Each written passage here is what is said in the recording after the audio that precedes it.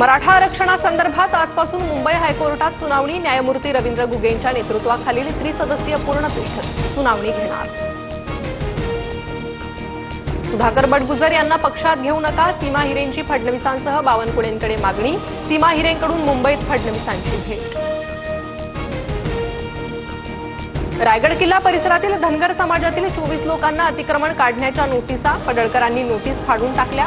14 तारखेला पडळकर कार्यकर्त्यांसह रायगडावर जाणार। शेतकरी कर्जमाफीसह विविध मागण्यांसाठी बच्चू कडूंचं चौथ्या दिवशीही अन्नत्याग आंदोलन।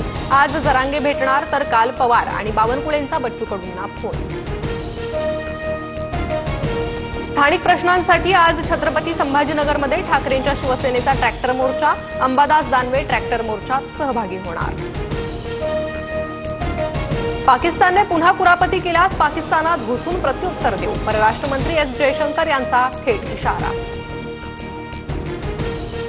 राजा रघुवंशी हत्या प्रकरणात 4ही आरोपींकडून गुन्हा कबूल। पत्नी सोनमनेच बॉयफ्रेंडच्या मदतीने पतीची हत्या घडवून आणली, मेघालय पोलिसांचा दावा।